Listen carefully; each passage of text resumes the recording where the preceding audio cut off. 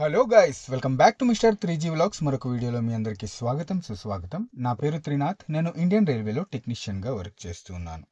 Guys, ప్రస్తుతం నేను railway recruitment board Secunderabad official వెబ్సైట్లో అయితే ఉన్నాను అన్నమాట. ఇక్కడ ఏంటంటే లేటెస్ట్ అప్డేట్స్ చూసుకున్నట్లయితే కనుక ఆర్ఆర్బి టెక్నీషియన్ గ్రేడ్ 3 పోస్ట్కి సంబంధించి లింక్ అనేది యాక్టివేట్ చేశారన్నమాట. ఓకేనా, అప్లికేషన్ లింక్ రీయాక్టివేట్ అయిందని చెప్పాను కదా లాస్ట్ వీడియోలో. సో లింక్ అయితే అప్లికేషన్ కోసం యాక్టివేట్ చేశారు. నెక్స్ట్ లేటెస్ట్ అప్డేట్స్లో చూసుకున్నట్లయితే కనుక నిన్న అక్టోబర్ 1న ఒక నోటీస్ అనేది వీళ్ళు రిలీజ్ చేశారనమాట. ఇదేంటంటే ఫ్రీక్వెన్సీ ఆస్క్డ్ క్వశ్చన్, అంటే చాలా మందికి ఉన్న డౌట్లు ఏవైతే ఉన్నాయో వాటికి సంబంధించి రిప్లై ఇస్తూ వీళ్ళు ఏంటంటే ఒక నోటీస్ అయితే రిలీజ్ చేశారనమాట, అప్డేట్ చేశారనమాట. ఇక్కడ మనం ఆ నోటీస్ ఏంటి అనేది ఒకసారి చెక్ చేద్దాం. ఓకేనా, సో ఇక్కడ నోటీస్ ఏంటంటే ఫ్రీక్వెంట్లీ ఆస్క్డ్ క్వశ్చన్స్ అనమాట. చాలా మంది క్యాండిడేట్స్కి ఉన్న డౌట్స్. ఓకేనా, ఇవన్నీ మీరు క్లియర్గా చదువుకోండి. ఒక్కొక్క క్వశ్చన్కి ఆన్సర్ అయితే వీళ్ళు అన్నీ ఇచ్చారన్నమాట.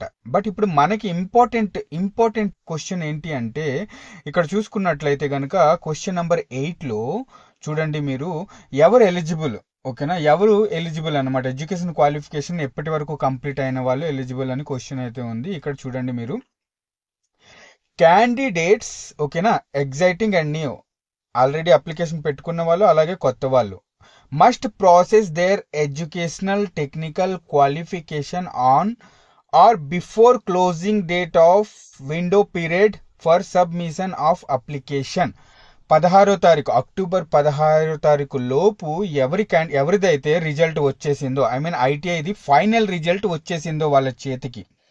ఓకేనా, ఇంతకుముందు ఎవరైతే అప్లికేషన్ ఇంటర్ సెకండ్ ఇయర్తో పెట్టుకున్నారో వాళ్ళ రిజల్ట్ ఇప్పుడు మనకి అక్టోబర్ 16 లోపు వచ్చింది ఐటీఐ రిజల్ట్. ఓకేనా, సో వాళ్ళు అప్లికేషన్ పెట్టుకోవచ్చు అన్నమాట.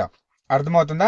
ఐ మీన్ మోడిఫికేషన్ చేసుకోవచ్చు. అండ్ అలాగే ఎవరైతే రీసెంట్గా ఐటీఐ కంప్లీట్ చేశారో వాళ్ళ రిజల్ట్ వచ్చేసి అక్టోబర్ 16వ తారీఖు లోపు వచ్చేస్తే గనక, ఐ మీన్ వాళ్ళ చేతికి రిజల్ట్ వచ్చేస్తే గనక వాళ్ళు ఎలిజిబుల్ అన్నమాట. ఓకేనా, వాళ్ళు మళ్ళీ టెక్నీషియన్ పోస్ట్కి అప్లికేషన్ పెట్టుకోవచ్చు. అలాగే ఎవరైతే ఇంటర్ సెకండ్ ఇయర్తో టెక్నీషియన్ పోస్ట్ పెట్టుకున్నారో వాళ్ళు ఒకవేళ ఐటీ కంప్లీట్ చేసి ఉంటే కనుక వాళ్ళు ఎడ్యుకేషన్ క్వాలిఫికేషన్ అనేది అప్డేట్ చేసుకుని కొత్తగా మళ్ళీ అప్లికేషన్ పెట్టుకోవచ్చు అన్నమాట.